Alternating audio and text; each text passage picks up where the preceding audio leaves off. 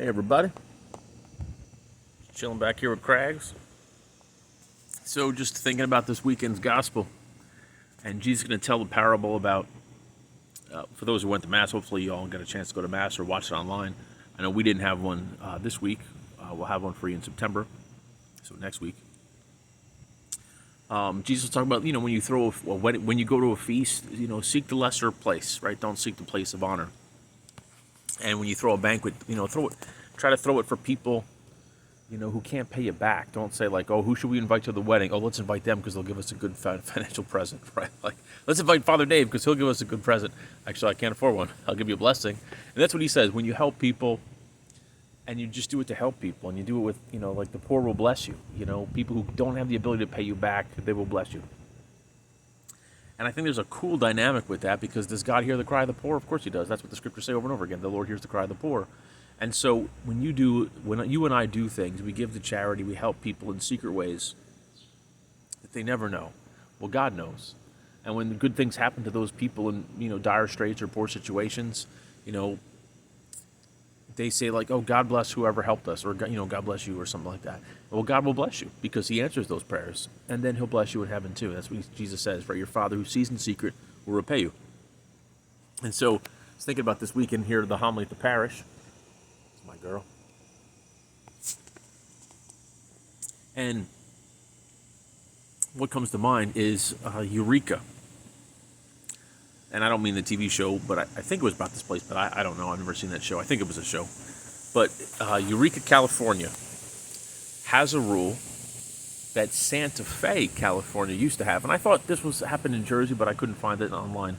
So maybe it's just a memory here, but it's true out west. So, in Eureka, California, they have a law that only the person who owns a vehicle can put money in a parking meter near that vehicle.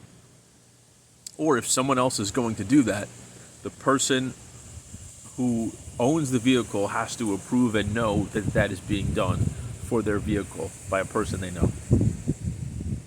And I think that's pretty stupid, right? And so, of course, maybe that rule is there to make sure that people turn over parking spots and the town gets lots of income. But what that law prevents out there, wherever that, I don't know where that town is for someone randomly walking down the street and putting coins in people's parking meters. I don't know if you've ever done that. And here, right where as a priest I go, I shouldn't tell you, but I've done that.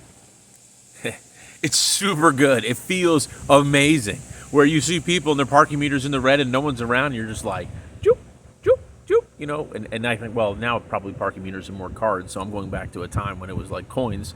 You buy a coffee somewhere, and you have all this loose change. You don't want it just, wagging around in your pocket, and you see people's cars, and you're like, I'm going to help these people out. And they'll have no clue, and they get to their car, and like, oh, we had more time than we expected, right? It's a great thing. And maybe they're like, hey, God help whoever did that. Maybe God heard those prayers later and gave that person a good dog. Right? But and Santa Fe, California used to have the same thing, which is ridiculous if you think of Santa Fe, Santa Cruz rather, not Santa Fe, Santa Cruz. One of those towns, I think it was Santa Cruz, right? Whether Santa Fe, Holy Faith, or Santa Cruz, Holy Cross, that's what Jesus is doing on the cross. He's pouring himself out for us, and no one really knew what he was doing. And we have no ability to pay him back. And he's doing that for our benefit, humbling himself, dying in what looks like a shameful way for our benefit. And we think when God comes to earth, he comes to earth, and he's like born in a homeless shelter, right? As the shepherds would use those caves, and the homeless people would live in those caves, right? He's born in a homeless shelter. He's laid in essentially a dog bowl in the manger.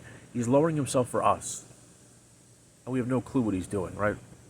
He loved us even when we were sinners, forgave us even before we were repentant. And the idea is, all right, well, if you and I do that, does that lift you up?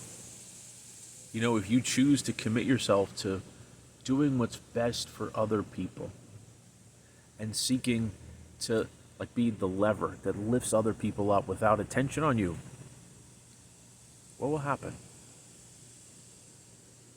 You got to find out to do it. You got to do it to find out. God bless you. We'll see you next week.